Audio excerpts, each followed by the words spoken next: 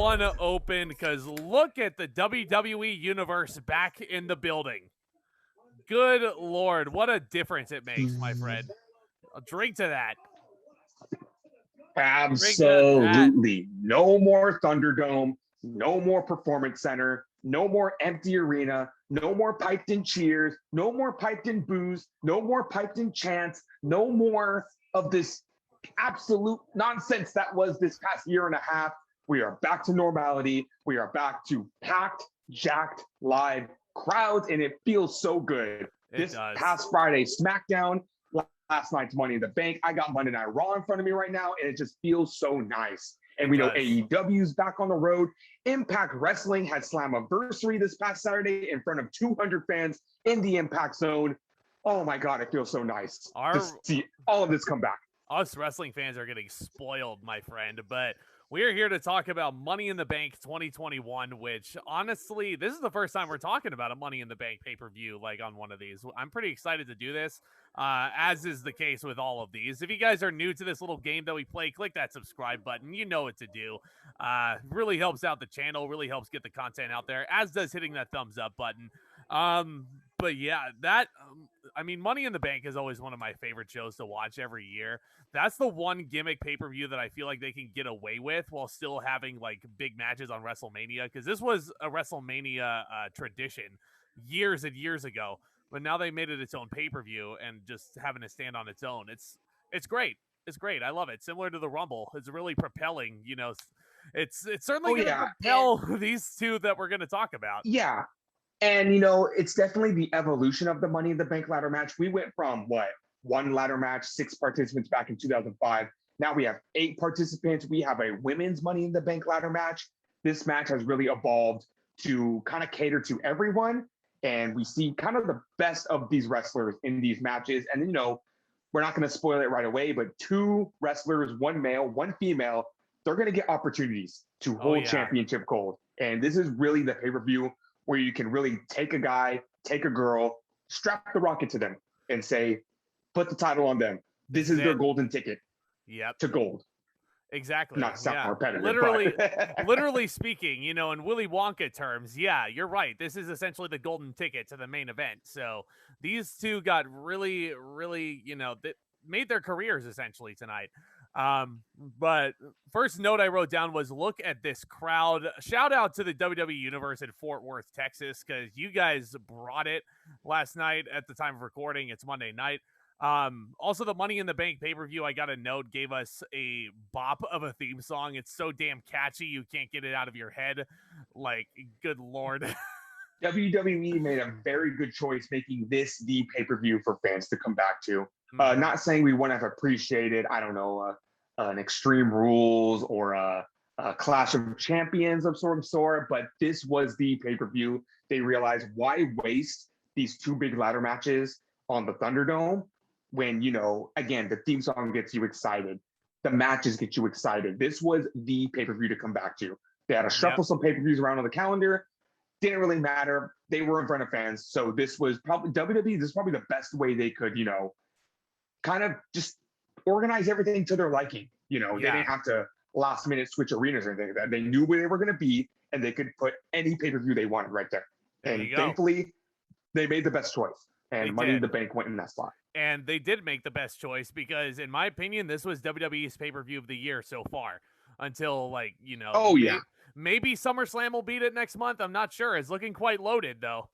It's looking quite loaded. You know, not to give anything away. Yeah, you know, the positives of the Thunderdome being there was a lot of really good wrestling during those pay-per-views, but nothing compares to having a live crowd. Absolutely nothing compares. Absolutely. So hopefully in the next few months, the memories of the Thunderdome will start fizzling out of our minds, and we will never remember that ever again. Thunderdome, you were nice while you lasted, but I think I speak for everyone when I say we never want to see you again. And even Drew McIntyre said that during his backstage segment. He was like, the Thunderdome was nice, but I'm hoping I never have to hear those piped-in chants again. Or something like that. Nice McIntyre impression. Yeah, thank you. I'm working on it. But, yeah, what nonsense do we have on the kickoff, Tomas? All right, nonsense? Absolutely not. We got an absolute banger on the kickoff show. We have the Mysterios, Rhea and Dominic, in his first pay-per-view in front of fans against the Usos, Jimmy and Jay, for the SmackDown Tag Team titles. Jimmy and Jay are Roman Reigns' lackeys at this point. They're really trying to prove themselves to the head of the table. They want to win the SmackDown Tag Team titles to complete the bloodline, get the bloodline draped in gold. And the Mysterios have been involved with Roman Reigns ever since last month with Hell in a Cell. And now we got Rhea and Dominic, father and son, versus twin brothers Jimmy and Jay. What more could you ask for? Yep. This was tag team wrestling incarnate. I love this match. Yeah. And even in the kickoff, the fans were into it right away. We knew that this crowd was going to be jacked when they were jacked for the kickoff match. This crowd was hot. Even though this was the pre-show, technically, this crowd loved it, and I had a lot of fun with it. A couple questions for you. Mysterios come out for their entrance, and what is this Rick and Morty-inspired entrance that they have here? Like, Jesus. I'm glad I wasn't the only one who thought that. Oh my good Lord. They literally go through the portal a la Rick and Morty, and then there they are on the stage, and I'm like, what sense does this make? God, like, the first thing I was thinking, like, are we going to get special entrances at Money in the Bank? Man, we're getting special entrances next month. Maybe this is their practice. Maybe Dominic's a big... Maybe, I wouldn't be surprised if Dominic was a huge fan of Rick and Morty personally. And he wanted to do something for sure. Like this. But, quick note, talking about entrances, WWE has a brand new stage for pay-per-views, Raw and SmackDown. Thank you. And one thing I really want to point out is that giant screen reminds me a lot of WrestleMania in 2019 when they were in MetLife Stadium. Just that giant screen. It's kind of like they have a junior version of that. And they're going to have a lot of fun with those LEDs, and they have a lot more space separated from the fans and the entranceway, so they can do pyro. And that's one aspect of the Thunderdome you knew WWE wanted to keep. Absolutely. And there was so much pyro on this pay-per-view. Michael Cole and Pat McAfee were calling the action on the SmackDown side, of course. Pat McAfee was great all night, but one thing he mentions is Jimmy Uso was out with an ACL tear, but oddly enough, not the trouble that Jimmy was getting into. But in any case, there is heat on Well, he was out with an ACL in 2020. He was, yeah. But the DUI was nowhere to be mentioned. So. Oh, absolutely not. No, that's a... that was kind of my only nitpick with the match was the finish. I wasn't really a fan of the Usos winning, in all honesty, because Jimmy Uso is arrested Before we get is to that, rewarded. How much a year makes a difference? Dominic has improved immensely since his first match with Seth Rollins last year at SummerSlam. He must be working out with Daddy at the Performance Center, because I have never seen Dominic perform a triple jump moonsault before. And he was able to connect one of those, not as clean as the one he did on SmackDown, but, practice makes perfect. But he's been working on his jump game, and that was a pretty cool move to see Dominic add to his arsenal. It really was. Yeah, I'm really happy the way Dominic has progressed. I mean, there were a lot of sick landings in this match, too. Dominic was absolutely thrown into the barricade with a sick amount of relish by the Usos, who were getting cheers from this crowd. Jimmy Uso took a nasty spill. And again, another note real quick about the Usos. I can totally tell them apart now. So I'd like to thank Jay for dyeing the back of his head red so I can tell who he is now. Yeah. And also one of them's main event Jay and the other one's DUI Jimmy. Whoa, did I say that out loud? Easy. Everyone's taking their shots at Jimmy the past week, so I had to get mine in. You had to get yours in, but give everybody credit where it's due. All four guys, once Rey Mysterio got the hot tag, this match, or it was either Rey or Dominic, but once that happened, this match got really, really awesome. Rey Mysterio goes for a 619 on Jay, but Jimmy jumps up on the apron, and he takes the bullet, and Mysterio kicks him right in the temple on the 619. I've never seen one taken like that, and I thought that was a really creative save right there. Took the bullet for his like brother. You said. Yeah, exactly. Taking the proverbial bullet for his brother, and he took a nasty shot to the head, but that was enough to take Jay out long enough just to cause the distraction, so Mysterios couldn't pick up the win at that moment in time. Yeah. There was a super kick by Jay to Mysterio in midair, and then he hits the Uso splash, and the crowd goes crazy for that 2 count. Mysterio somehow kicks out of the Uso splash. But then, a few seconds after that, Jimmy rolls up Ray. And I don't think Jimmy was even the legal man at this point, but Jimmy inside cradle to Ray.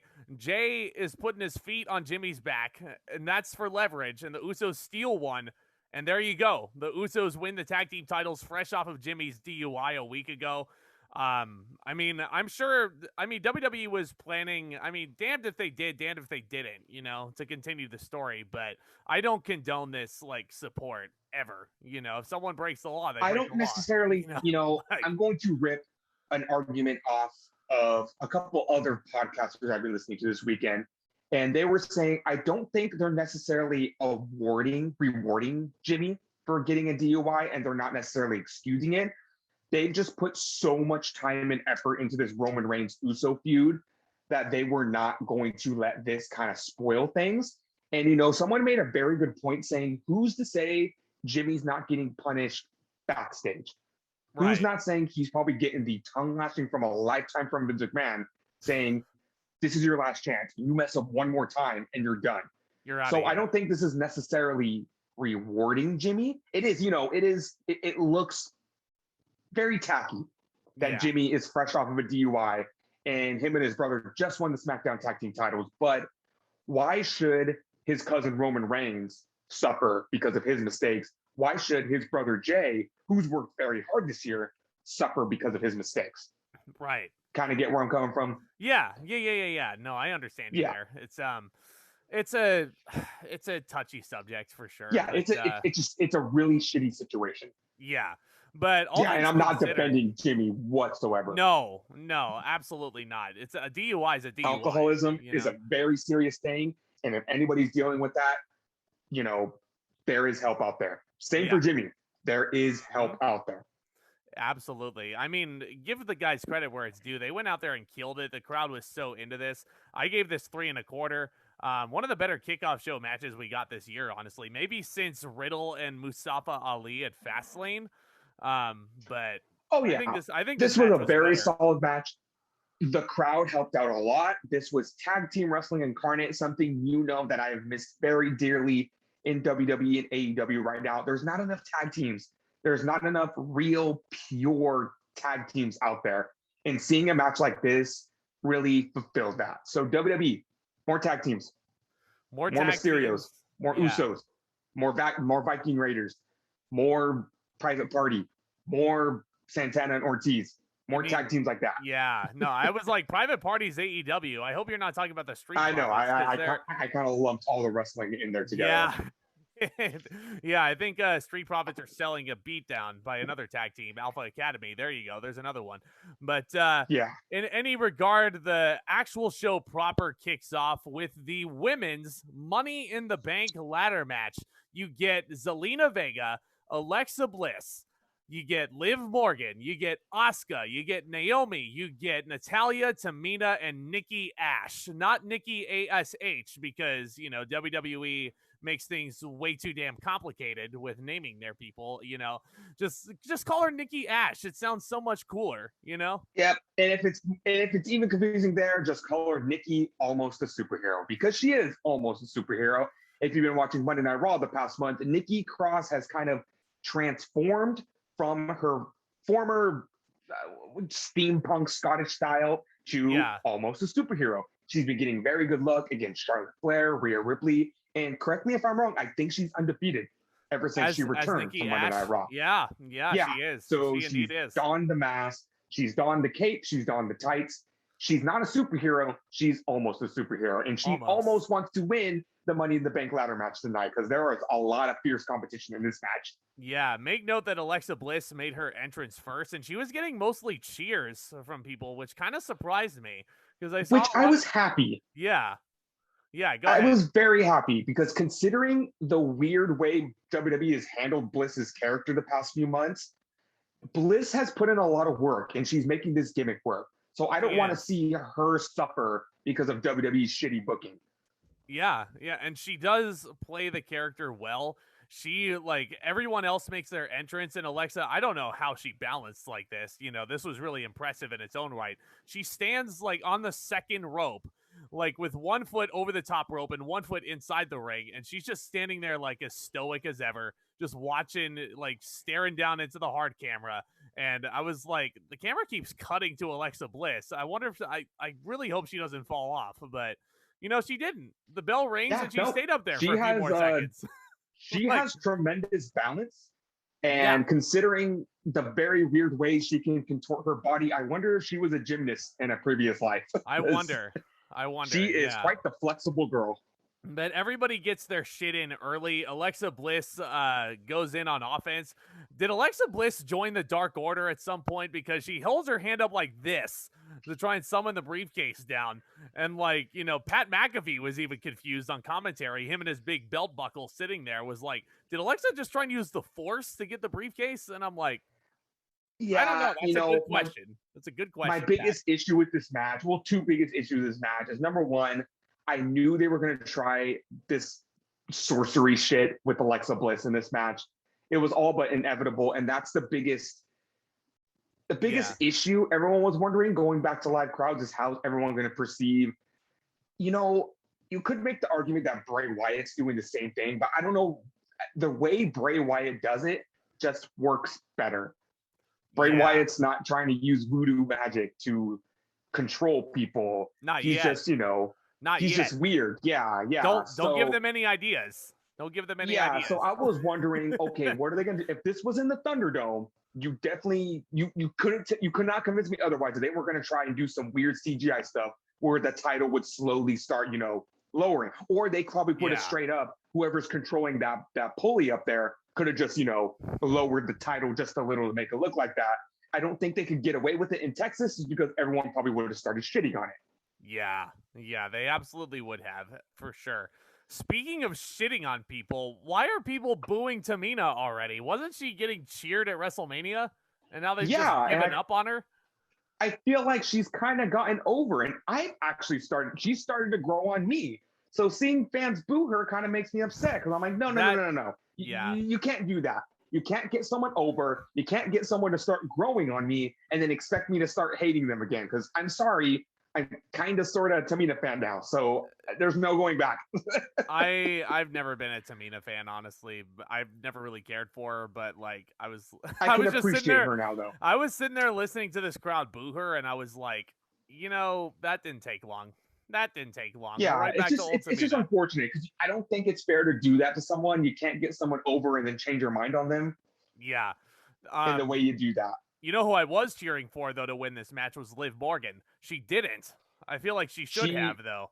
She definitely was the fan favorite in this match. And, my other issue with this match is actually it was pretty sloppy. There were some spots in this match that didn't go as well as possible. One of them by Nikki A.S.H, where she climbed up to the top rope, and I made the joke to my girlfriend saying, hey, if Nikki A.S.H is almost a superhero, that means she can almost fly, right? And I was actually proven right, because she didn't jump off the ladder. She kind of fell off the ladder, and she almost didn't make it onto the pile of women that were standing right in front of her. Do you think Nikki botched it on purpose then? I don't think that's a good point, because I've seen Nikki fly, but we've seen Nikki fly before. She doesn't botch a crossbody block. Exactly, yeah. So that's why I'm thinking, like, if that was a character choice, because Nikki Cross is pretty proficient in the ring as it is. I feel like that would just be a really interesting character choice if she was intentionally botching moves. Kind of similar to, like, what the Blue Blazer was doing, Owen Hart back in the day, like how he would make the goofy entrance and then, like, fall flat on his face or something like that. But in any case... Ouch, I hope Liv Morgan's ankles are okay, because they took a beating. I mean, she gave Tamina a double foot stomp. I mean, she was hitting her ankles all over the place, and I was worried she was legit hurt.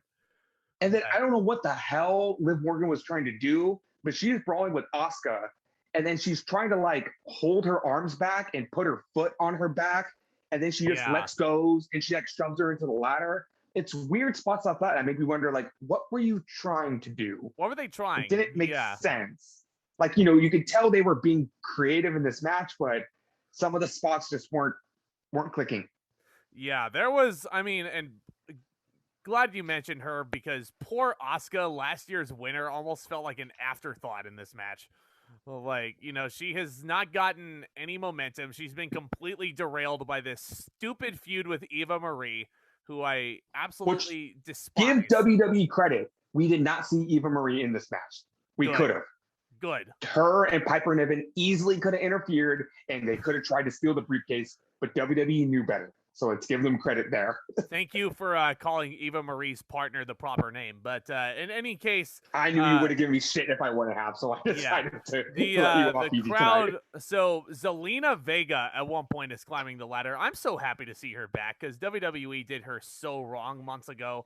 I'm just happy don't fuck her up. Yeah, please don't. Please don't. At least, don't punish her. Don't do something stupid like your husband's in AEW now, which, by the way, you fired her husband, so you can't get mad about that. So please just leave her be on SmackDown and don't fuck with her. Yeah. That's all we ask. WWE's contractual fuck ups are AEW's gain, long story short. Mm-hmm. We'll save that for the Fyter Fest pod. Stay tuned for that. Mm-hmm. But Zelina Vega's climbing the ladder, and Alexa Bliss is climbing up across the way, and good God, you're never going to guess it. Yeah. See, I told you some of Alexa's shit is stupid. So she climbs up the ladder, and then she starts hypnotizing Zelina. Like, they're doing the mirror, like, Doink the Clown WrestleMania 9 gimmick, where they're, like, mirroring each other. And then she hypnotizes Zelina off the ladder, so she climbs down. And then Alexa tries to sneak up the back door and tries to get in. And I'm like, what? Why don't you just hypnotize everyone at this point? Exactly. I'm going to give credit to some of these podcasts from quoting. Props to good mic work for bringing this up. Yeah, why... If you can hypnotize one of the participants, why don't you just hypnotize all the participants, have them start doing the Macarena and the chicken dance, and then you can just climb up the ladder and grab the briefcase. Oh, man, the crowd would be shitting all over this if they actually did that. But, yep. Again, don't give them any ideas, because this was a good show. Yeah, I was going to say. So, Naomi also was, I really feel like Naomi was underutilized in this match. They didn't fully use her the way I wanted them to. Yeah. Props to the MVP of the match, Natalya. She was all over the place in this match. Yeah. She definitely got her licks in. She definitely did. Yeah, Michael Cole said it the best. Natalya was doing so well playing defense in this match. Almost to the point where I could have saw her winning this, and I probably wouldn't have been upset. Me neither. Natalya would have definitely deserved the Money in the Bank briefcase, but she already has a title over her shoulder, so I didn't think they were going to put it on Natalya or Tamina at this stage. There was a point, this is the point in the match where Nikki A.S.H flies off the ladder. We do get an Alexa versus Nikki showdown, which the crowd was certainly reacting to. Alexa hits her modified sister, Abigail. I feel like we're going to get that on Raw sooner or later, because, they're ignoring it, but they can't ignore it. They can't say, oh, yeah, they can't just pretend that Alexa Bliss and Nikki Cross aren't two-time tag team champions. And they feuded prior to Bliss turning into this psychopath that she is now, this little goth doll, this little Hot Topic employee. This little goth ball? Is that what you just said? Jesus. Oh, I thought you were reacting to the Hot Topic employee. No. I was reacting to the goth ball. I mean, she looks like a Hot Topic. Oh, employee. No. Goth ball, that's really good. No I offense. said goth doll, though, but that's a good goth one. That's doll. I'm going to write that one down. Oh, I was like, wait a minute. Goth ball? That doesn't make sense. Okay, I'm sorry. I don't mean to get off topic, but did you see in the audience, they are selling lilies now? Oh, yeah. No, I see that on WWE Shop. I was thinking they were going to sell lilies at some point. Yep, and there was a few lilies in the crowd. And that freaked me the fuck out. I am not looking forward to going back to a show and seeing everyone carrying around a lily. Well, I'm not looking forward to seeing people at a show carrying around Huskus the Pig Boy or Mercy the Buzzard, because they definitely sell those on WWE Shop. I know that. So give WWE any ideas. Well, they do. There was a point, I'm sorry to get off topic, but there was a point where, they had a special Firefly Funhouse loot crate or something like that, and Mercy the Buzzard was in there, and they gave you a Bray Wyatt T-shirt or something. I remember they sold out of that shit in 6 hours. Yep, because Bray Wyatt was over. But in any case, Alexa Bliss, she looks like a monster, and then she's buried under ladders, and the crowd boos everybody for burying Alexa under the ladders. And I'm surprised she didn't rise from the ladders at the last second and just absolutely murder anybody. Yeah. Alexa Bliss was my third choice. I didn't want to go with her because I just felt like that was the obvious choice. With these ladder matches, I really wanted to go with who I wanted to win. Liv so Morgan. I didn't want to go with, who's WWE going to go with? I had my two choices, which were Liv Morgan and Nikki A.S.H. And that brings us to the end of this match. Yeah. All of the women are climbing the ladders. All the women are trying to get up there. This is where I thought, oh no, Bliss is going to rise from the ashes. She's going to like do this or something. And then all the women are going to fly off the ladder. And then she's going to get the briefcase. No, amongst all the chaos. And I really like this finish because you've never seen it before. Yeah. Everyone's fighting. And then all of a sudden, Nikki A.S.H. just zips her way up the ladder and grabs the briefcase. Yep. I thought that was very smart. It lent the way to the character. It helped with the character. And boom, Nikki A.S.H. is your new Miss Money in the Bank. I like this choice. I think it's cool. And I think it's cool that WWE is finally giving her the push that she deserves because she's over with the crowd. Yeah, I mean, as is Liv Morgan. I feel like she should have won this, but I mean, I'm cool with Nikki A.S.H. also. I think it's going to be a very fun little, gimmick she has with the briefcase. Going off of that, though, I understand because Liv Morgan was actually my first choice. And I feel like regardless, you had to sacrifice something to get something else. Because if Liv Morgan would have won, then where does that leave Nikki A.S.H.? I feel like Morgan and Nikki are both on Raw and SmackDown trying to do the same thing. Nikki is this plucky babyface who keeps getting lucky, and the fans are really behind her. Nice Meanwhile, run. Morgan, thank you. Meanwhile, Morgan is on SmackDown. She's super over because she's working her ass off, and the fans are noticing that. Yep. We see her in the Performance Center all the time. We see her doing those exhibition matches with -1, trying to get him over as well. Yeah. So I feel like regardless of, unfortunately, Morgan losing, and she was the only loser that they zoomed in on, saying Liv Morgan worked so hard to get this chance. Yeah. I feel like on SmackDown, she could work her way to a SmackDown Women's Championship match without the briefcase. And if she does win the championship, it's going to be all the sweeter. Whether it's against a babyface Bianca Belair, or if they put a monster heel in the way of her and they make it like Kofi Kingston and Daniel Bryan. Or a Toni Storm, perhaps, a debuting Toni Storm, maybe a returning Bayley. Exactly, I don't know. Yeah. But, no rush with Liv Morgan. I mean, I'd love to see her win the title at some point. I gave this Money in the Bank match 3 1/4. This is not the strongest women's Money in the Bank match I've seen because, to your point, there were a lot of sloppy moments in there, unfortunately. But fun choice for a winner. Definitely a very creative finish. I mean, I enjoyed it for what it was. Oh, yeah. Fun ladder match. The crowd was excited. They were into it. And I think Nikki got a nice little pop at the end of that. Yeah, she did. She did. What would you rate it? I'm going to give it a 3.5.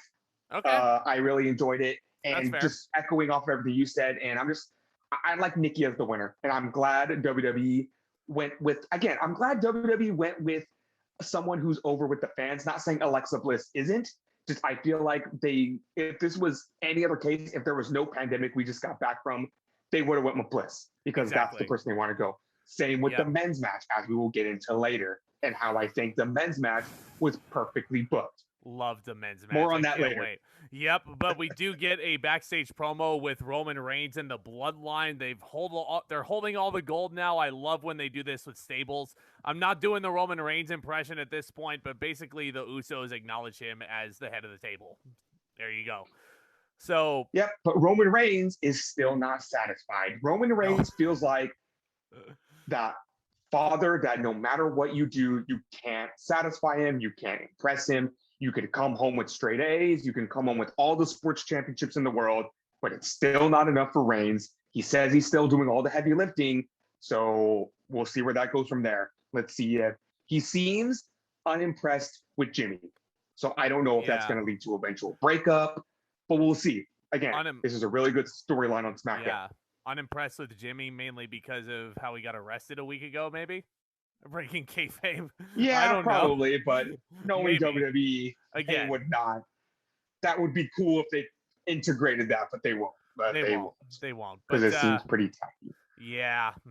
Speaking of tacky, we have a nice little entrance. Anywho, we have a nice entrance. Yeah. Next up, we have a match that was supposed to be tonight on Monday Night Raw, but since Bianca Belair and Bayley got taken out of the show because of Bayley's injury, we now have the Viking Raiders, Eric and Ivar, challenging AJ Styles and Omos for the Raw Tag Team titles. And correct me if I'm wrong, this is Styles and Omos's first pay-per-view defense. What the fuck, WWE? I know. You do not get Styles and Omos over like motherfuckers at WrestleMania, and then you put them on the fucking back burner for the past 4 months. Yeah. What the fuck? I have something to add to that too, because AJ Styles' music hits, and as the crowd usually does, loud pop for AJ Styles, which made me so happy as a big fan of his.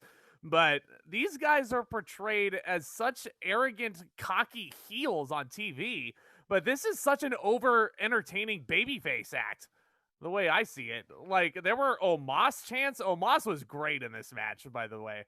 You know, he's learning so much. I mean, this pairing is really benefiting him, I feel. Oh, yeah. Mostly, he is definitely sitting under the learning tree of AJ Styles. Yes. Yeah, he's very, very... And, you know, I will say, I did not think I was going to enjoy this match as much as I did. It was so fun, wasn't it? It was so fun. Considering not saying that Styles and Omos aren't a real tag team, but considering the Raiders have been together longer, and I feel like Styles and Omos are still growing as a tag team, I thought it was going to be a lot of just Styles working over the Raiders and then Omos getting the hot tag. No, Omos got a lot of ring time in this match. He did. But AJ, like, all four of these guys were playing their roles perfectly. The challengers were their usual rough and tough selves, War Machine, Viking Raiders, whatever you want to call them. We do get an Omos versus Ivar showdown, which led to some really impressive spots. The Vikings double team the Giants. And yeah, so the next thing on my notes after that was turn AJ face. Damn it. I don't know. Oh, he is. I must have been really pissed off about that. Yeah, I understand that Styles goes through his stages of being when he's a face, it gets stale pretty quickly. And then when he gets a heel, it starts to run its course. And I feel like Styles' current heel run has kind of run its course. I feel like, and with Styles, you don't even need a reason to turn him face. Just turn him face. Have the fans to start cheering him and have him start being a nice guy. Yeah, just have Omos tell dumb jokes behind him. Again, I'm not going to give WWE any ideas here, but the Viking Raiders were extremely stiff in this match. There were so many loud shots. AJ Styles, there was a point where he was running towards Omos inside the ring, and Omos like picks him up, and he throws AJ to the outside onto one of the Vikings, and AJ hits a picture-perfect Rana. Awesome. That was a damn good spot. So cool. One spot that I noticed that really proves that Omos is getting better is that Styles hits a spin kick, and then Ivar hits his trademark spin kick, and then Omos doesn't quite hit a spin kick, but he basically joins in the fray and hits a kick of his own. And I'm just like, work with Ivar and Styles on that, and I think we can get Omos to do, I don't want to say a great spin kick, but something that's passable. It'll get there. It'll get there for sure. But Omos, to your point, was easily manhandling Ivar. Also pulling out a Tongan death grip. That's a move I haven't seen in a long time. Just the nerve hold right here. Ouch. Ouch. Yeah. That hurts. So, more AJ Styles chance. Ivar flips over AJ Styles, of course, because they're the Viking Raiders and they can do that. Here's one nitpick I had with this match. There was a point where Omos was knocked off the apron, and you could clearly see that he was like standing up and perfectly fine. One of the Raiders was pinning AJ, and Omos did not make one attempt to break up the pin. I wish he had a little bit more... I think I know what spot you're talking about. I wish he had a little bit more urgency in some sections. Yeah. But... Oh, yeah. And at that point, I was not picking the Viking Raiders at all to win this match, but the Raiders do hit the Viking experience. And here I'm thinking, we're going to get new tag team champions. Ivar goes Viking for the pin. Experience. Ivar goes for the pin. Eric goes to stop Omos, but with one hand, Omos shoves Eric and he breaks up the pin. I thought that was a really cool spot. So awesome. Omos hits a double-handed choke slam on Eric, somehow not killing the guy. Eric, lands perfectly flat on his back, and Omos pins him. 1, 2, 3 in the middle of the ring. Perfectly clean win for the heels in WWE's eyes. But this was a very fun match. 3.25 stars, just like the opener, actually. AJ was bouncing off all three of them like a pinball. He was making all these guys look as fantastic as possible, and I think he succeeded. My only thing is just turn the champion's face. That's all I ask for now. Yeah, I don't think people give Styles enough credit for selling, because he sold like crazy in this match. He did. He really did. He really did. Bumping like crazy. Yeah. He knows how to take a back body drop picture perfectly. So awesome. But again, very, very fun tag team title match. The tag team matches both delivered tonight, which isn't something out of the isn't something that WWE does regularly, is deliver both So it's nice to see the tag team seriously on the show. More tag teams, WWE. More tag teams. More tag teams. More tag teams. Yes, and I'm not talking about throwing together, I don't know, two random people that are sitting here and catering. I'm not talking about that. I'm talking about more Street Profits, more Viking Raiders, more Usos, more Mysterios, more tag teams like that. And if you're going to put two guys together, make sure they work well together. They do. Yeah, absolutely. But speaking of two guys who could work well together, I mean, the bullshit just needs to stop at this point, because the WWE Championship match is up next. Bobby Lashley defending against Kofi Kingston. Oh. Kofi Kingston needs to be a permanent top babyface, by the way, because like he's a great promo and he's one of the most natural white meat baby faces in the company. Like if I'm with Brian Alvarez on this one personally. He thinks Kofi Kingston should be a top babyface just because he's so damn good at it. I'm right there with him, but WWE just needs to treat him better. Was over as a mother during his entrance. It felt like WrestleMania 2019 all over again. Yep. He was getting the Kofi chants. He was getting the New Day chants. Kofi was slapping everyone's hands on his way out. It made you feel like, oh my God, I want Kofi Kingston to be WWE champion again. Unfortunately, this time, he's facing the almighty Bobby Lashley. Yep. Which, taking everything into consideration, has not really been booked as the strongest WWE champion since he's won the championship back in February. He has not. He bulldozed through The Miz, and he beat Drew McIntyre at WrestleMania. People weren't really happy about that. He got the pin over Braun Strowman at WrestleMania Backlash. He squeaked by. He squeaked by McIntyre inside Hell in a Cell. Not really the dominant, almighty WWE champion that you're trying to advertise. Right. So what do? You got to send the lamb to slaughter. Unfortunately, that lamb's name was Kofi Kingston. And I'll give the guys credit where it's due. I really liked the story they were trying to tell early on with Kofi trying to stick and move and pull off the miracle. But yeah, basically Bobby Lashley hits one move. He starts bleeding from the mouth, and then he just massacres this poor man. Just pitching Kofi Kingston to the outside. Sick post shots everywhere. This was a glorified squash. I can't believe I'm saying I was very shocked that they went this route with this match. Like, yep. I understand why, and I kind of agree that it needed to go this way. But you think Kingston, being a former WWE champion in his own right, would have gotten a little more offense. Maybe a Trouble in Paradise out of nowhere for a close pin. Maybe a quick roll-up for a close pin. Maybe more, make us believe a little more that Kingston has a shot. Because this is Kingston's first WWE Championship match since he lost to Brock Lesnar in 8 seconds. Yep. On SmackDown 2 years ago. So I hate that Kingston had to be the sacrificial lamb. I understand that there needed to be one, but why Kingston? And if it was going to be Kingston, why couldn't he have gotten a little more offense in and gotten the crowd a little more excited to make us believe? Because there were people who thought that Kingston was going to win the title last night. Yeah. Make us believe a little. But no, it was, like you said, move after move after move. He puts in the hurt lock just to let it go and give him a T-bone suplex. He hits 3 dominators. 3 in a row. 3 dominators. Yeah. The hurt lock or the full Lashley put in there, whatever you want to call it. Full Nelson. Full hurt Lashley, lock slapped in. Master lock. But Lashley, to your point, lets go of the hurt lock initially because he wants to punish him some more. He hits 2 dominators at first, and it's at this point where the referee is begging Bobby Lashley to pin this man.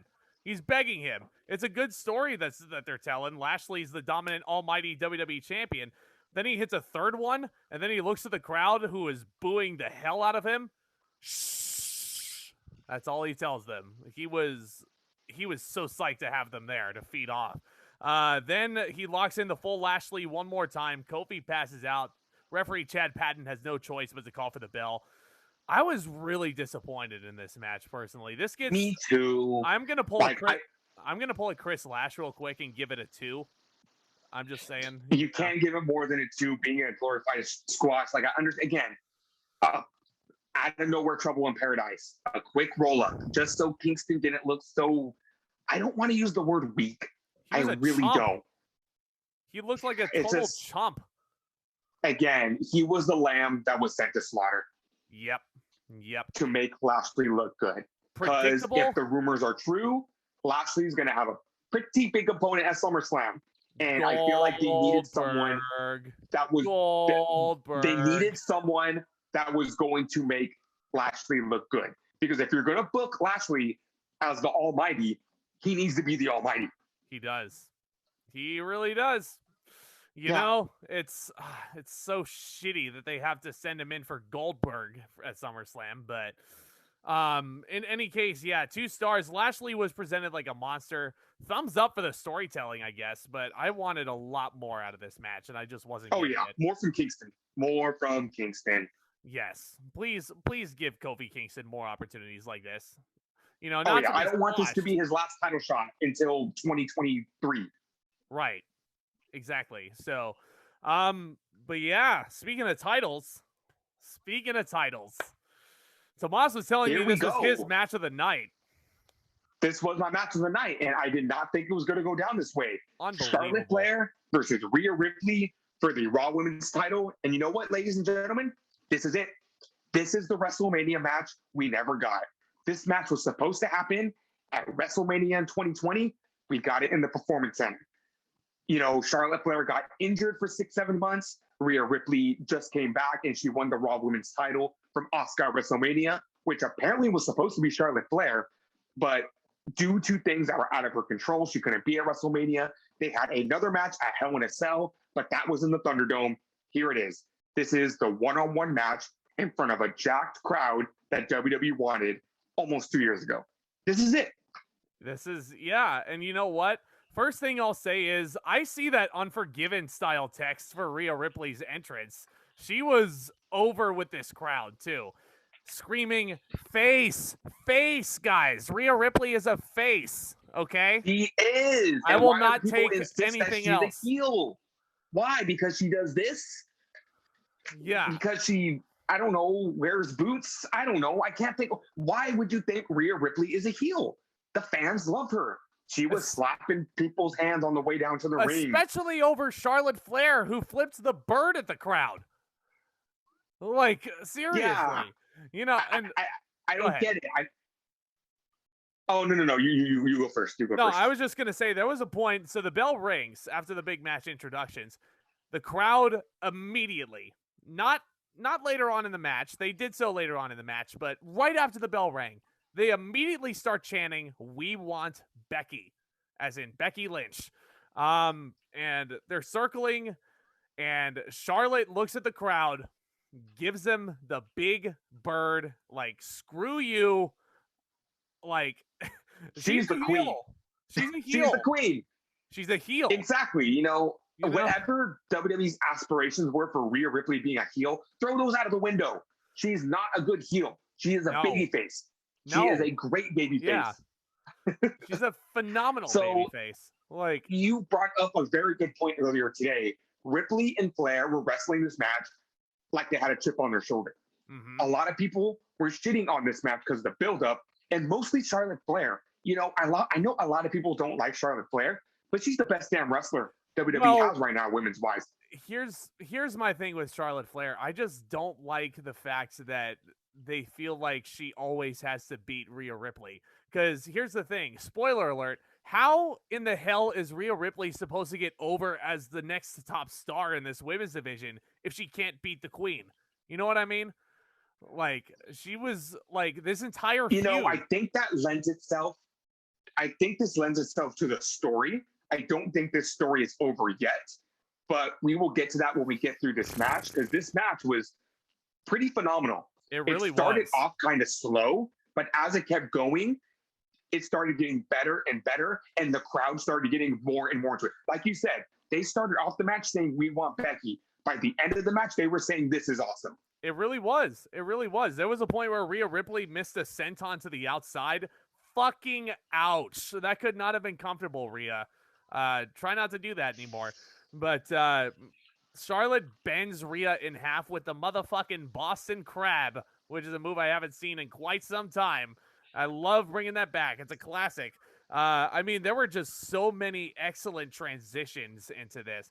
The natural selection was countered into that strange reverse cloverleaf submission that Rhea does, which still looks really cool. Oh, yeah. The way Charlotte sells I haven't watched. Yeah, I haven't watched their WrestleMania match in a long time, but I want to go back and see it now because I feel like this was the same thing, but in front of a crowd, and the crowd this match was better. Reacted to it better. This match was better absolutely. For that reason. Rhea goes for a riptide. There was a beautiful counter by the Queen out of it. So there was a point where Charlotte pins Rhea. She tries cheating, putting her feet on the ropes, and the ref, like, he counts 2, and then he gets up, and then he's like, it was almost like he gets up and he starts scolding a little child, like he's about to send his kid on a timeout. You know, this is the same referee that Charlotte hit a couple months ago that led to her suspension. So I thought that was some excellent touch of detail WWE had. It's like Chris Jericho versus Aubrey Edwards feud in reverse. You know? Or Triple H versus Earl Hebner. Yeah, I mean, I'm thinking more so like Jericho versus Aubrey now, but you know, just because of the intergender dynamic. But oh yeah, but it was really cool. And when Flair had that face off with that referee, I noticed it right away. That's the same ref. They are being consistent for once. The continuity, man, it was all over this show. Charlotte hits a avalanche natural selection, not just like, you know, like normal, but she hits it from the second rope, and Rhea somehow kicks out of it. I feel like that should have been the finish. I feel like that should have been. Yeah, I was very shocked Ripley kicked out of that. Yeah, because basically, shortly after that, Charlotte locks in the figure 8. Rhea's in the hold for a little bit. But before that, this is a very important part of the match. They're brawling. They're brawling on the outside, and then Flair just takes Ripley's knee, shoves it into the steel steps, and kicks it 3 times. It was kind of like, they're wrestling this excellent match, but again, Flair is still the heel. So when she got that advantage over Ripley's knee, which is the injured knee from a couple weeks ago, that's when she goes in and she locks on the figure 4, and that's all. I was like, the match is over. I don't think you can get out of that because she was working on that knee. Yep, and Rhea taps out like a freaking chump.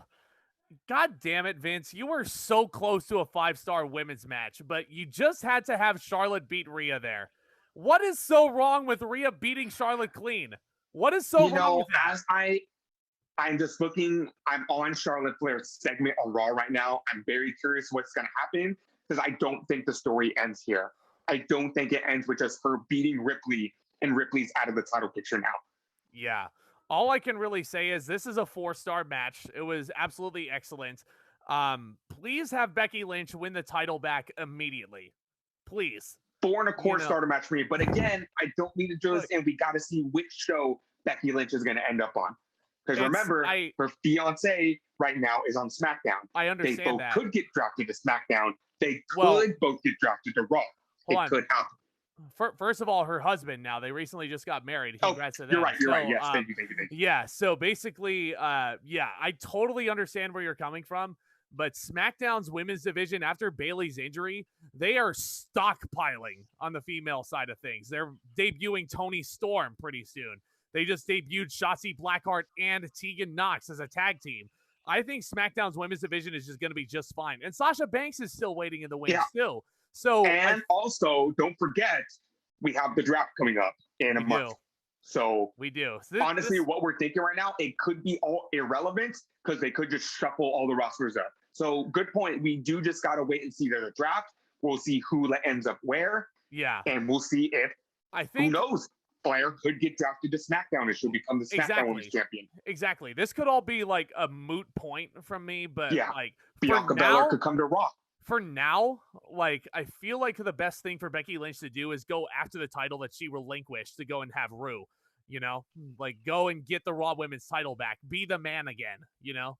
To be the man, you got to be the man. So, I mean, it only makes sense. So we might see her on Raw tonight. We might see her on SmackDown on Friday. And then the draft's going to happen. We will know everything, I want to say, post SummerSlam, what they're going to do with this women's division. I've missed Becky Lynch so much. I can't wait to see her again. But great match. She really is. She's like, she's a bigger tease than John Cena when it comes to returns, which we'll get to. Oh, yeah. Which we'll get to. So yes. Before we do so, we do have the men's Money in the Bank ladder match. It's Kevin Owens, Drew McIntyre, Riddle, Ricochet, John Morrison, or Johnny Drip Drip, if you want to get really fancy, Big E, Seth Rollins, and King Nakamura as Rick Boogs. And he's accompanied to the ring by Rick Boogs. Yeah, I love Rick Boogs. I love this gimmick that King Nakamura has now. It's like he says his Rick Boogs. It's such a great introduction and such a great backstage segment with Nakamura and Riddle also. Riddle is kind of like, he's a little disappointed that his bro Randy Orton can't be in this ladder match, but he wants Rick Boogs to play Randy Orton's theme song on the guitar.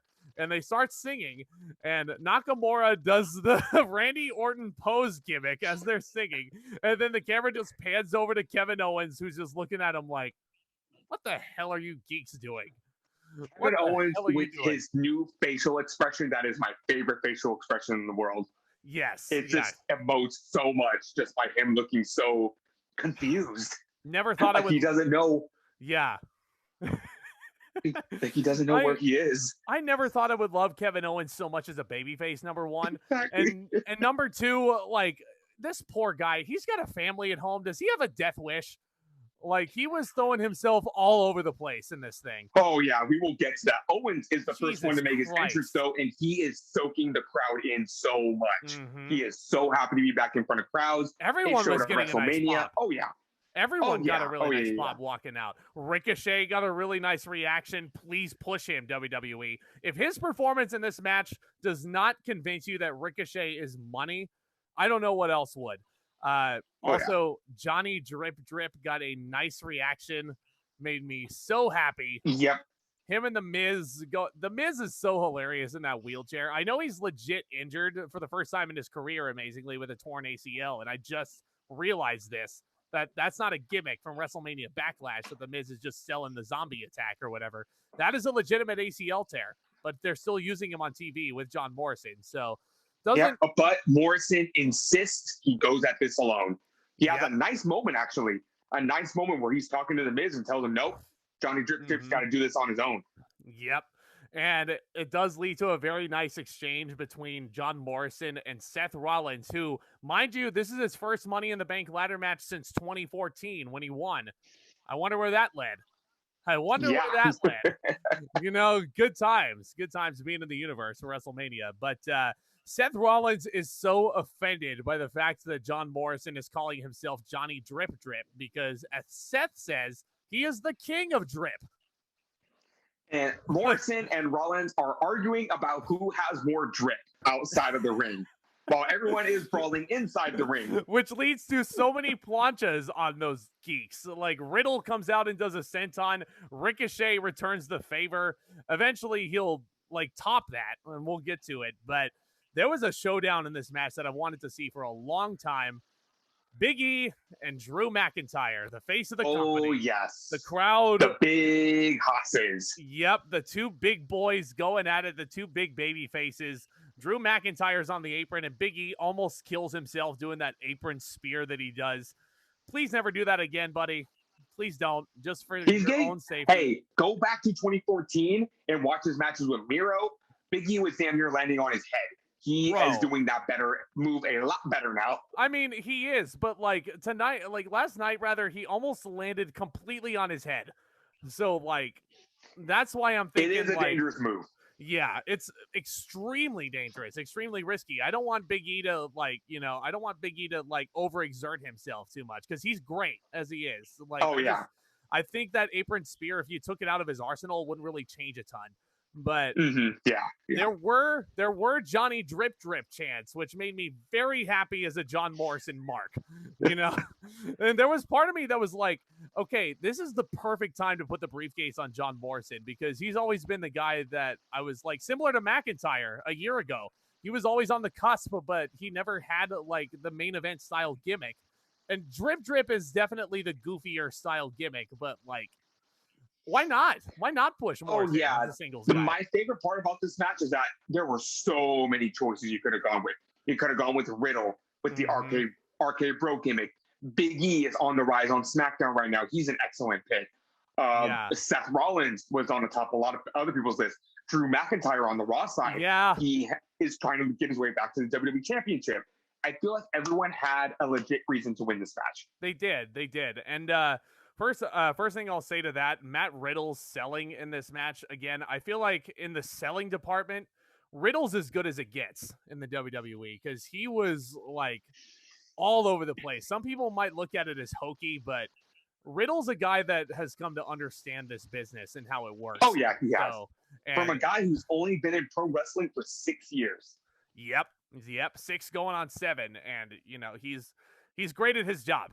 As is Kevin Owens, who hits a beautiful lion salt into a ladder. Like there were 2 guys, I think it was Seth and Johnny, who were holding the ladder, and because they formed an unlikely pairing again. The guys who were just arguing about the drip.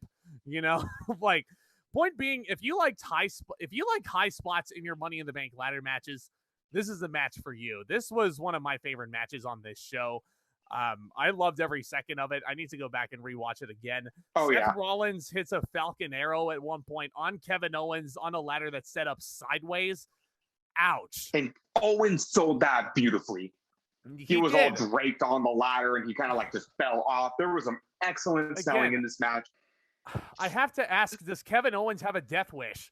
Because he was doing Apparently he does, because this isn't the end for him in this match. No. There's more to come for Owens. Not. Seth Rollins in the ring gets hit with an RKO from Matt Riddle. We got to address the elephant in the room. First of all, Drew McIntyre brought back the countdown. That made me so happy to see. Something that he was starting to get over before the pandemic. 2, 1. Hits a Claymore on Rollins, and now let's address the elephant in the room. McIntyre is the big he's the big baby face. He's the top guy in the company. How do we get him to not win this briefcase? We have our answer.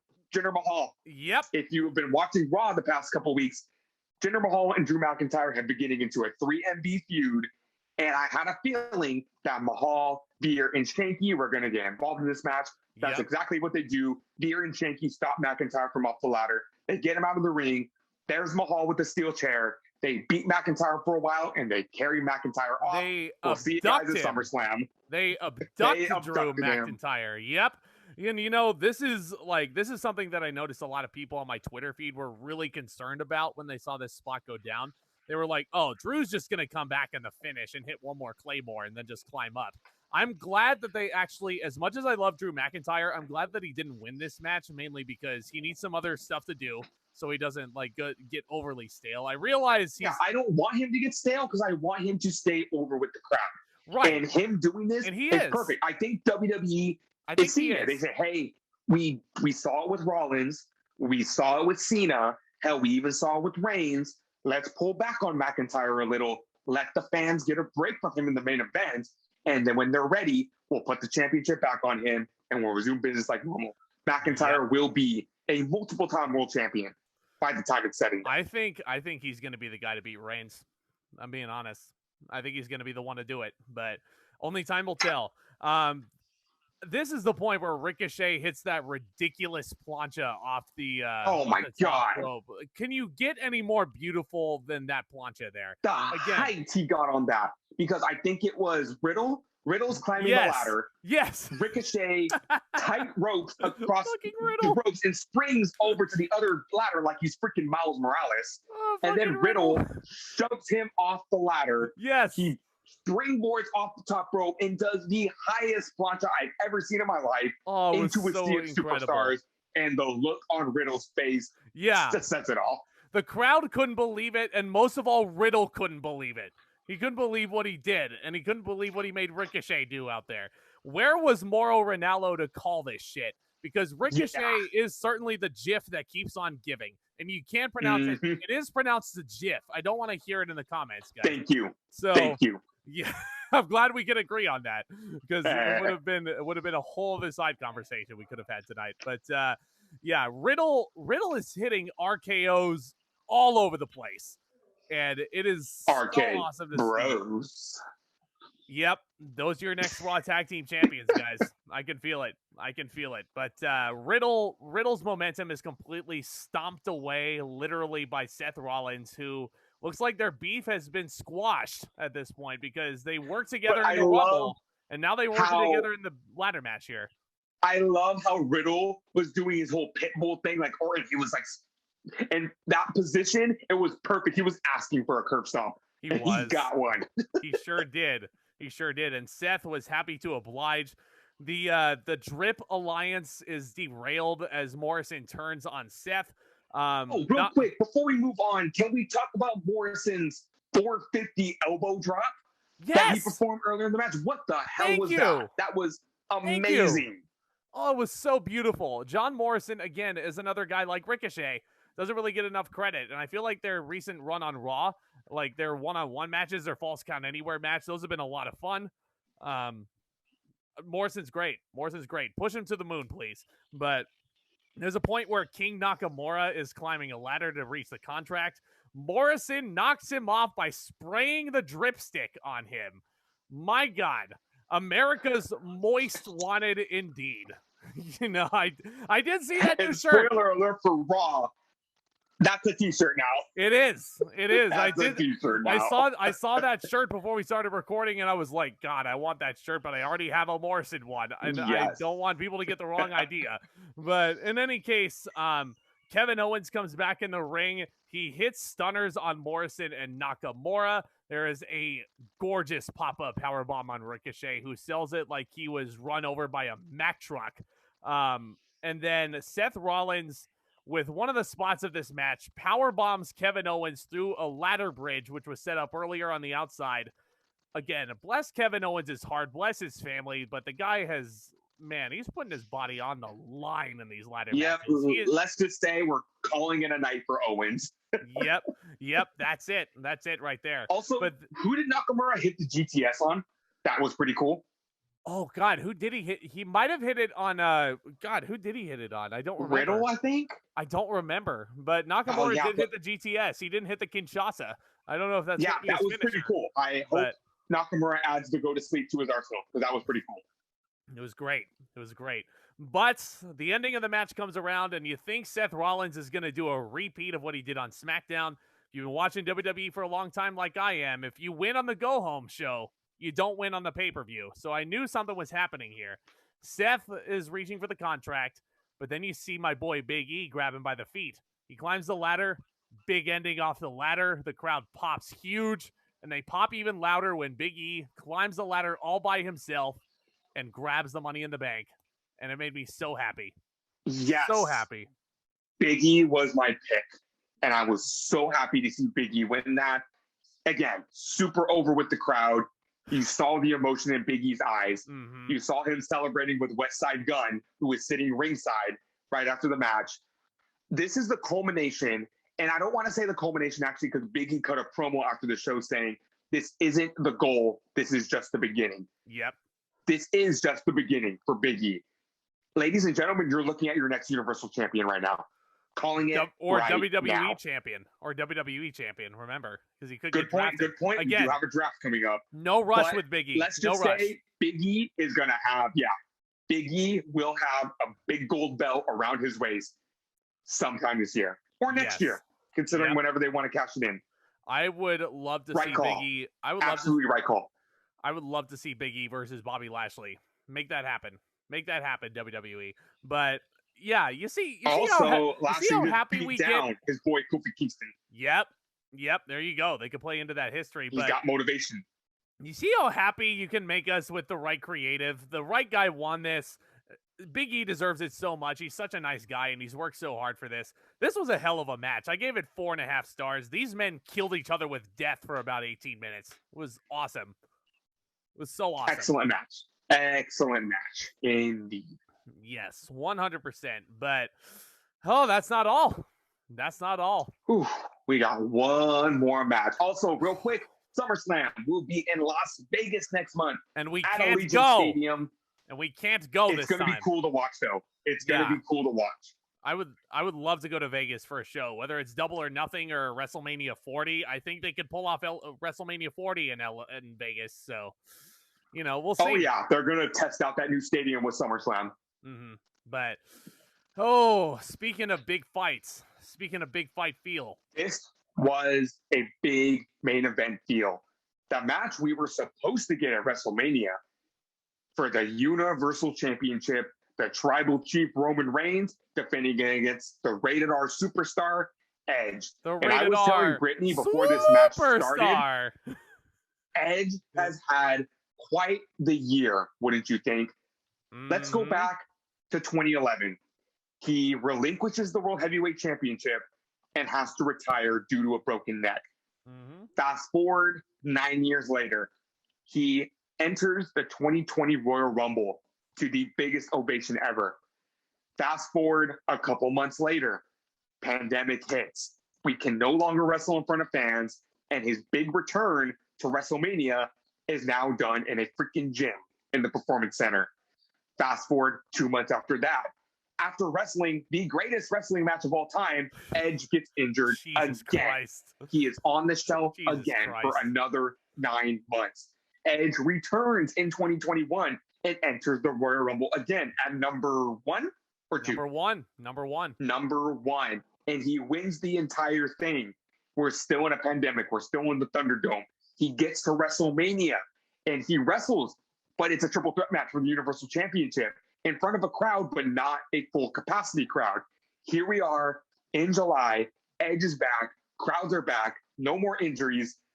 Whew, Edge has had quite the road to this moment. And it is insane when you look back on it. Edge got such a huge pop from those people, and Roman made him wait.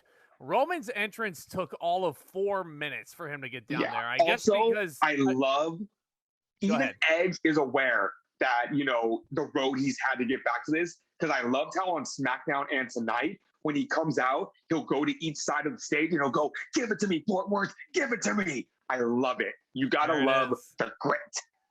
Yep, I have grit.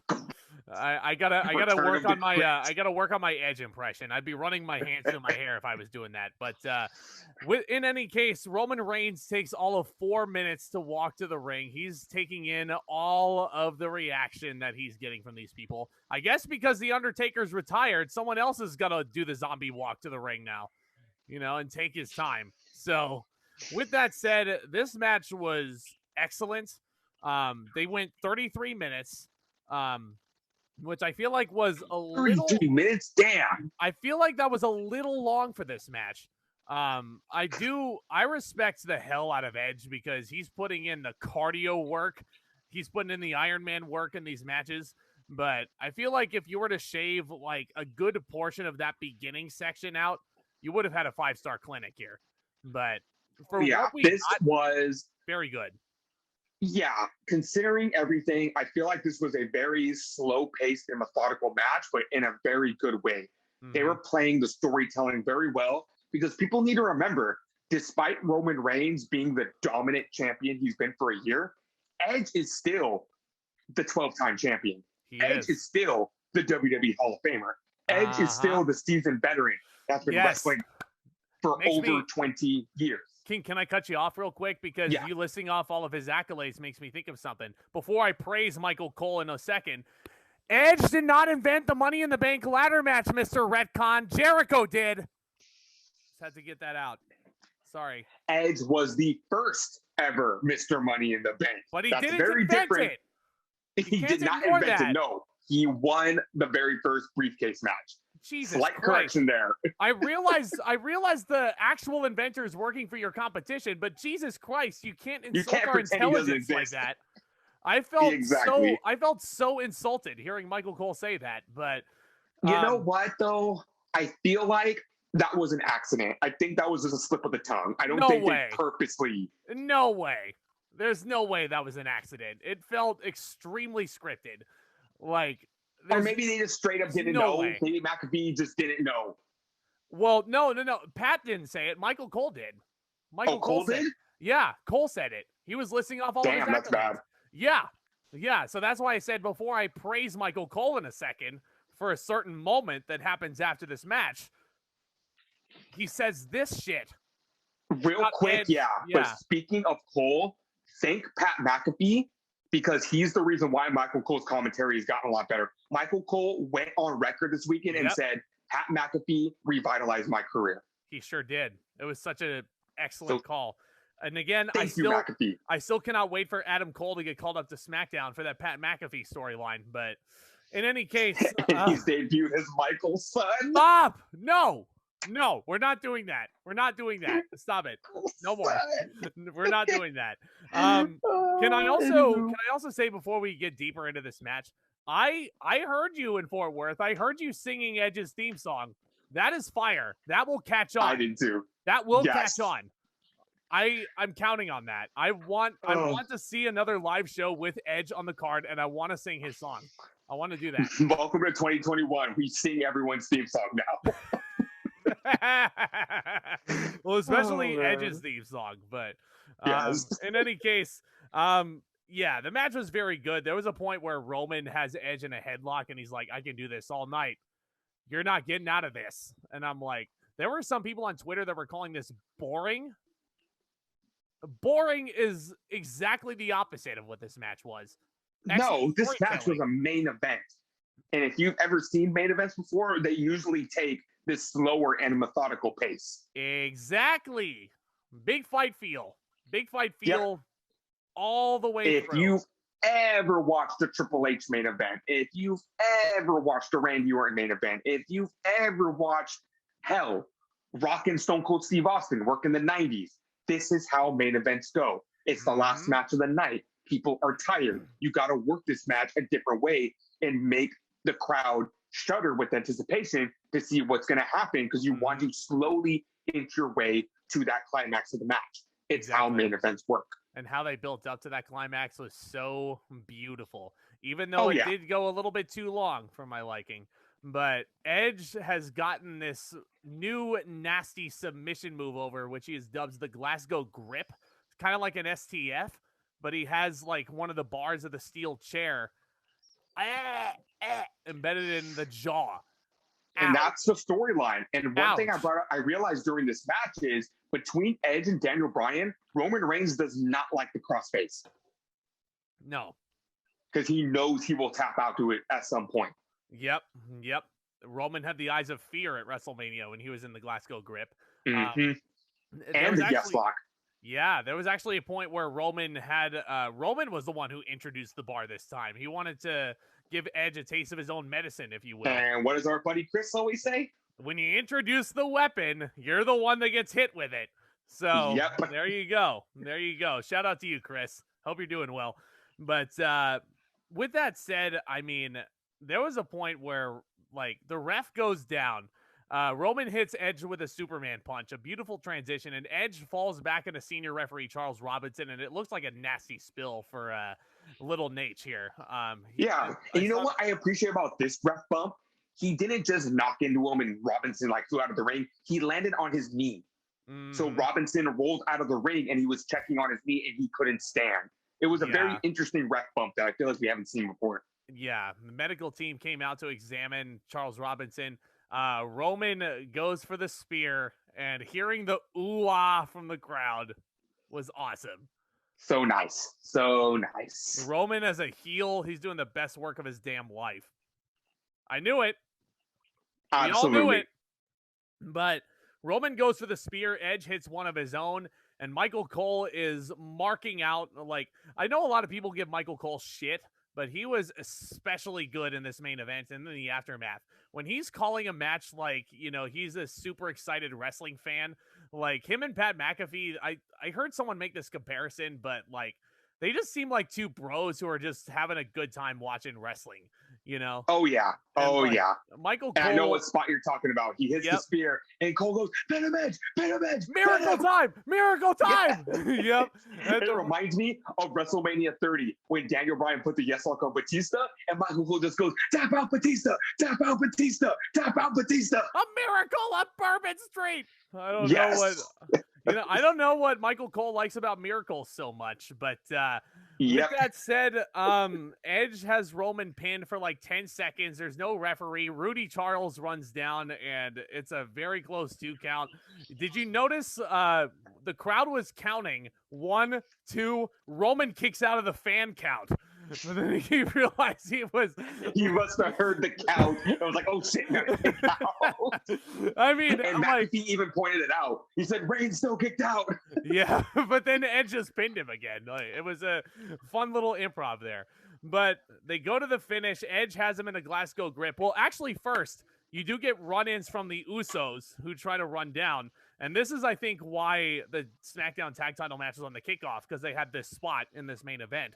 But the Usos try to run down to even the odds. They try to break up the Glasgow grip. And then the Mysterios stop the Usos from getting in this business here. The Mysterios are hitting Hurricane Ranas all over the place. They're being chased to the back. The Glasgow grip is still locked in. Who runs in but Seth Rollins, who is still upset about not winning this contract, super kicks Edge in the back of the head. Because remember, right before this match, Rollins cut a promo backstage saying, "I'm not waiting anymore. Whoever wins this match, I get them next." So Rollins was basically securing who he wanted to face in this match. Excellent. He did not want to face Edge. He wanted no part of Edge. He wanted a part of the undefeated head of the table for whatever reason. But Roman, Edge kicks out of Rollins' interference. And then there's a point where Seth Rollins does the usual WWE run-in, distracting Edge. And Edge hits the spear to Rollins off the apron. Reigns spears Edge and pins him clean in the middle. Was this match overbooked? Yes. Yes, it was. It felt like an old school WWF title match from the 90s, the late 90s especially. Predictable? Yes. But damn it, like I said, this felt like a WWF title match. There was a big fight feel to it. It was awesome. Awesome main event. Big drama. Awesome main event. This was 4.25 stars for me. When I bump it up if it went a little shorter, if the beginning part of the match wasn't I do think it was a little too slow and too methodical for my liking if I'm really nitpicking, but I really enjoyed this match. These guys went out there and delivered. Oh yeah, this was an excellent main event. This was a Roman Reigns main event finally brought in front of a live crowd, which was desperately needed. It reminded me of Daniel Bryan at Fastlane. It just reminded me of all these matches that we've been seeing this year, but again, with the proper treatment.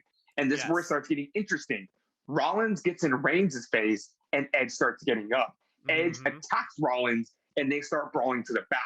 And I notice Reigns is all alone in the ring. What's going to happen? Paul Heyman gives him a microphone. What's going to happen? Reigns says, "Now, acknowledge me." Who would acknowledge him? Cena. But John, so basically, with that, Roman cuts that promo, and there's a certain someone, a former 16-time world champion, who would run down to the ring, and his name is John Cena, and he would run down. Oh my God! I had to reference the prank call. I had to. You had I love to. No, him. that's fine. It's classic. Yeah. But we've seen Cena in and out of the WWE for a good 5 to 6 years now. So whenever he comes in, it's, oh great, Cena, and then he leaves and he comes back. Something about this return was just so special. He got the loudest pop Such a loud I've ever pop. heard in my life. Yeah, no, the loudest pop I've heard Cena ever get. This crowd for sure missed him. Michael Cole is flipping a gasket at ringside. You hear his voice crack like he's, he just hit puberty. And he's like, "Oh my God, Cena's here." Pat McAfee with the quip of the night in response to Michael Cole. He shouts out, "Where?" And just a quick spoiler, during Cena's promo tonight on Raw, he said Michael Cole was going crazy. McAfee still can't see me. It was great. But something about this Cena return Oh, I loved it. Cena was our Hulk Hogan growing up. Anyone who grew up in the Ruthless Aggression era to now, Cena is our Hogan. Did he make us mad? Yes. Did we get sick of him? Yes. Was he getting stale? Yes. But seeing Cena go for this long and come back, it was so nice. And I'm happy Cena is back. I think we're all happy. I don't think there's one person out there that is upset that Cena is back. I just went and bought his shirt. I like that green, by the way. So it's a very clean look for Cena. I mean, it's your usual like 2009 circa Cena look, but he takes the hat off and he's got the Jacob Toretto haircut, which made me so sad because it made me think of F9. It's such a bad film for those of you who watch my cinema reviews. But also, Cena, you got a bald spot on the top of your head, dear God. Oh, he does, doesn't he? He's got a bald spot. Our boy is getting old. Our boy is getting old. Just do the marine cut again, like. Yeah. But point being, you know, he's doing his usual Cena. I can't even speak. I'm so excited about this. He does his usual Cena shtick in the ring. He walks up wedding style to Roman Reigns very slowly to the beat of his music, of course. And then he just does this, as in, I'll see you later. And the show goes off the air. And actually, there was a post-show promo that John Cena cut that is on WWE's YouTube right now. And John basically says, this is only the beginning. And he was joking with the crowd. He was like, man, I'm not used to you guys cheering me this much. That felt good. You know, he was legitimately taken aback. Like, listen to that promo. It was like, and how pissed must Roman Reigns be? Yeah, and how pissed must Roman Reigns be? Must have been that he was the afterthought in that ring. Attention was not on him. So this feud's gonna be great. I can't wait. Can't wait for the promos. Roman versus Cena at SummerSlam. Edge versus Seth at SummerSlam as well. That sounds like a pretty good top of SmackDown card to me, but that's 2 matches confirmed so far, and I'm already excited. Me too. We got more to come. We definitely got more to come. What a pay-per-view. What a pay-per-view. 8 3/4 out of 10, I think. WWE. I give it an 8 out of 10. Yeah. Not perfect, but it was nice. Just with the fans and with everything. This was a good pay-per-view, and I thought it was booked pretty well overall. Made me want to go to a Money in the Bank pay-per-view, honestly. I can't wait for my next live show. What is the next live show you all are going to? I want to hear it down in the comments. What was your favorite match on this show? And if you haven't already, definitely click that subscribe button. We got a lot more to come. No Way Out 2003. We're going to continue our retro look. We got a lot of AEW stuff to cover, actually, these next couple weeks. Both nights of Fyter Fest. There's Fight for the Fallen, which, you know, there's a lot of exciting stuff going on in AEW. It's a good time to be a fan. But, guys, I hope you join us for the ride. Of course, I got my cinema reviews to look forward to as well. Hit that thumbs up as well. That would be fantastic, guys. But, Tomas, thank you so much again for joining me. You know I love you, brother. All right. Same back, right back at you, man. As he has Raw in the background. But, guys, with that being said, commence that back talk. We'll see you next time.